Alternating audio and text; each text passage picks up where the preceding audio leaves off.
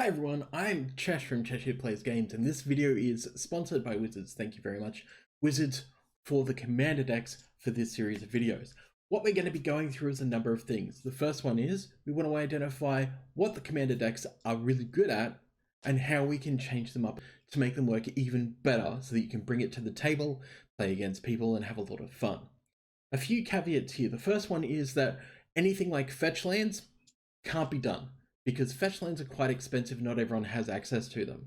So we're going to be trying to build around cards that you should be able to get your LGS, so we'll get into that in just a second. We're going to talk about all of the resources that you can use to build your deck as well. First up, some resources. So the first one that you can look at for a good idea is EDHREC.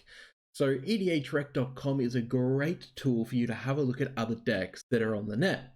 This will allow you to go through and have a look at maybe a couple of the commanders from the actual deck itself and get some great ideas on how you want to build the deck, such as this one for the human tribal deck. The other thing that you can do, of course, is have a look on Wizards' own site called Gatherer. From this, you'll actually be able to search up humans, for example. So your search criteria, you can fool around with it a bit and try and figure out what you might be missing from the deck that you perhaps want to have a look at, or what cards actually contain the text that relates around humans. Alright, now that we got that out of the way, and even though these decks out of the box are pretty good, let's go and have a look at what upgrades we can make to them so we can focus them a little bit more around what it seems like the deck wants to do. Let's go to that now. Okay, so this is the Enhanced Evolution deck, and this might be my favourite deck of this series. Don't get me wrong, I love Calamax, but the thought of being able to mutate creatures is pretty cool, despite some niggling little bits and pieces around how Mutate works and not carrying over creature subtypes. That aside, let's have a look at the face commanders. So the main commander is Otrimi the Ever Playful. This is 3 colours, a black, a green, and a blue, and has a mutate cost of 1 colourless, a black, a green, and a blue for a 6/6 trampling legendary nightmare beast. So cool. Whenever this creature deals combat damage to a player, and that's specifically combat damage, return target creature card with Mutate from your graveyard to your hand. Being that this is a Mutate deck, that is pretty much straight up and center telling us that that's probably the commander we need to go with. Having a look at the other commanders, we have some very interesting things that we can try. The secondary commander, which is Zaxara the Exemplary. This is 1 colourless, a black, a green, and a blue for a Nightmare Hydra. I know, right? We have a Hydra commander in Villainous Wealth colours. So exciting. So this is a Death Toucher 2/3. You tap to add 2 mana of any 1 colour. Whenever you cast a spell with X in its mana cost, create a 0/0 green Hydra creature token and then put X +1/+1 counters on it.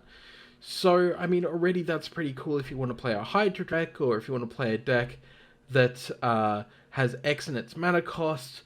That's a very solid commander. However, it doesn't really suit what we want to go for with this deck. Next up, we have a color pair, and this is Khazar Ruthless Stalker for 3 colors and 1 green for a legendary human warrior, a 3/3 that partners with Ukima, Stalking Shadow. Whenever a creature you control deals combat damage to a player, put a +1/+1 counter on that creature. Now, that is extremely solid. The fact, though, that it is a human warrior that it's coming from means you can't mutate onto this particular part of your command, which is fine, technically speaking, because your other creatures are going to gain counters, but that is definitely a secondary commander. Ukima Stalking Shadow is 1 colourless, a blue, and a black for a whale wolf.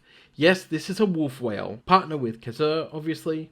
Ukima Stalking Shadow can't be blocked, and it's 2/2, so already straight out of the gate, this is an extremely strong commander piece that we could be using in this deck. When Ukima leaves the battlefield, it deals X damage to target player, and you gain X life where X is its power. Now that means that if you have a Mutate stack that is putting triggers, +1/+1 counter triggers onto this creature, that's already pretty strong. If you just melt a 6/6 on top, then when it leaves the battlefield, it's going to be doing you 6 damage and you're gaining 6 life, which is pretty solid. However, I think in this particular case, we are going to stick with Otrimi the Ever Playful. So now that we've got that isolated, we need to have a look at what's actually in the deck and what we want to take out.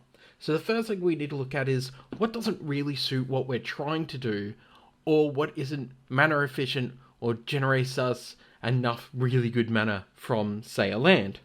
Funny I should mention that. Temple of the False God. I know this seems like a meme at this point, but that's definitely coming out. Instead, we can put another land that we'll talk about later. Every single one of these decks is going to have a tri-cycling land, or a tricycle land from Ikoria that we're going to be using. The Impetus cards, Parasitic Impetus, Psychic Impetus, and Predatory Impetus are all coming out of this deck. Again, I do love the thought of the Impetus card, but we're running an upgrade for this deck. We don't need to play these at all. Bonder's Ornament also, as I've said before, is incredibly weak. It's fine, it's 3 mana and it taps for any one colour, but I mean, at the end of the day, you can find better mana rocks if you're looking, and this deck doesn't really need it. Illusionary Ambusher is coming out. So even though this is flash and whenever it's dealt damage, you get to draw that many cards, it's only a 4/1 whenever it's dealt damage. Yes, I realize that this is a cat. Yes, I realize that we can mutate over the top of it, but for where we're going, this just isn't strong enough to stay in the deck. Tidal Barracuda is another one that we're going to remove. This fishy friend gives everyone's spells flash. Well, cast as though they had flash, not technically flash. Your opponents can't cast spells during your turn. Now, this is an incredibly good card, but also an incredibly bad card. The fact that you can stop your opponents from casting spells during your turn means that we probably will revisit this in the future and put it back into the deck. But the downfall of giving every player being able to cast their spells with flash except for on your turn when they can't cast anything is a bit dangerous in some decks. Scope out what your local is and see what people are playing and decide for yourself if those sorceries and those creatures should be allowed to be played with flash. Next up we have Masked Admirers. So this is an Elf Shaman 3/2. When it enters the battlefield you draw a card. That's not so bad for 4 mana, I guess. Whenever you cast a creature spell, you may pay 2 green, and if you do, you can return Masked Admirers from your graveyard to your hand. Now this is a recursion creature, so it's fairly good for getting it back into your hand if it dies. But I don't think we need it, so we're going to take that out as well. The last card we're going to take out is a new Flash Rare, and this is a really cool fairy. This is a very cool wizard. This is very, very cool, but again, just not for this deck. So this is Widwen, the Biting Gale. Legendary creature, fairy wizard with flash and flying, for 1 blue and 1 black. Pay 1 life, return Widwen, the Biting Gale to its owner's hand. It's a 3/3. Again, very solid creature, very cool, but just not really for this deck. Okay, so what are we actually chucking back into this deck now that we've figured out what we want to take out? Well, first things first, we'll start with the land. Zagoth Triome. This Triome is Swamp Forest Island. Obviously has cycling, enters the battlefield tapped. Again, you can pick these up for less than $10 easily. They're very pretty.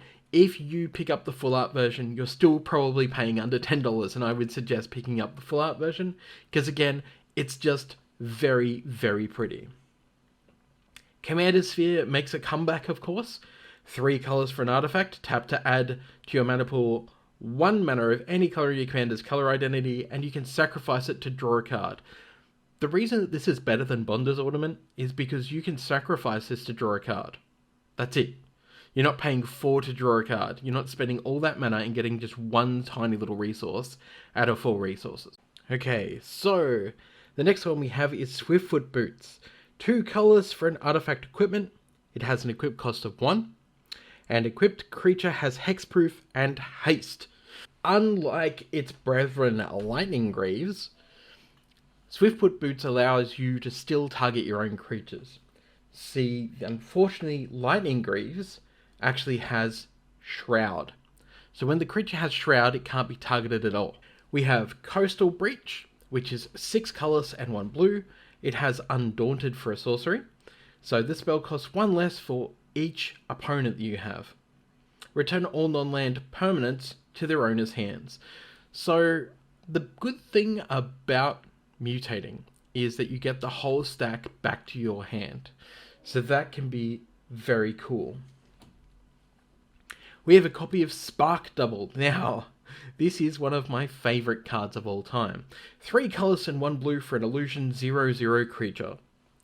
You may have Spark Double enter the battlefield as a copy of a creature or planeswalker you control, except it enters with an additional +1/+1 counter on it. So, if it's a creature, it ends with a +1/+1 counter is pretty cool. If it isn't a creature and instead it's a planeswalker, it enters with an additional loyalty counter. Also, if that permanent is legendary, Spark Double is not legendary. So you can actually copy your entire Mutate stack with this creature, and that is an amazing thing to be able to do. It will just see the one creature on top and all of the modifications that have been made, which is fantastic. Speaking of ways to keep your creatures around, we are playing one copy of Snap. This is 1 blue and 1 colourless. This is an instant. Return target creature to its owner's hand, untap up to 2 lands.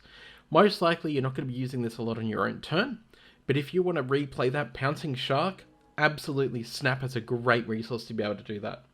We're going to be using it just to try and save our stack, just in case. Next up we have Cauldron of Souls. This is a 5-cost artifact. Tap and choose any number of target creatures. Each of those creatures gains persist until the end of turn. That means that when it dies, if it had no -1/-1 counters on it, return it to the battlefield under its owner's control with a -1/-1 counter. Remember that this is choose any number of target creatures, not just your own. Yes, you can save your stack, but if you've got a buddy in the game, and you both want to gang up and kill somebody and somebody else board wipes, you can use this to save both of those armies, which is pretty great. It's a great political tool. We also have a copy of Gemraiser. This is obviously from Ikoria. 3 colours and 1 green for a beast. It has Mutate for 1 colours and 2 green. It also has Reach and Trample and is a 4/4. Whenever this creature mutates, destroy target artifact or enchantment an opponent controls. You would be absolutely surprised at how many targets this will have throughout the lifespan of a game. Another great mutating creature from Ikoria, we have a Dirge Bat. This is 2 colours and 2 black for a bat 3/3 with mutate of 4 colours and 2 black. Yeah, it's a lot to mutate, but we'll get there. This also has Flash, hence why it's so expensive, and Flying. Whenever this creature mutates, destroy target creature or planeswalker an opponent controls. This is a solid piece of straight up removal. And there you have it. They are the changes that I've made to this deck to make it just a little bit stronger. This deck in itself was actually pretty hard to upgrade because the choices for you to upgrade are limited. There are a couple of different ways that you can go with this deck. As you can see, I've kind of gone the more wide route with, building a small army of like cool mutated creatures because that to me sounds really funky. However, you can play a Voltron version of this deck, and what that means is you're going to take your commander and you're going to mutate your commander onto other creatures on the battlefield that are hexproof and indestructible, or find ways to make them hexproof and indestructible and load them up with equipment and +1/+1 counters and all sorts of things. But that's a bit more of an advanced deck than what we want to aim for here. So I hope that you've enjoyed this, and I'll talk to you soon. The deck is upgraded, it's ready to go to be brought to the table and smash some face. Thank you very much, Wizards, for sponsoring this content, and I hope that you all enjoyed it. Please like, comment, subscribe. Don't forget to catch us every Sunday for Command of the Distancing, usually around 11 AM Australian Eastern Standard Time, where we have some great international guests coming up as well. Don't forget to check out my writing at PUREMTGO.com, where I do some freelance articles on Commander and sometimes on Brawl and Standard.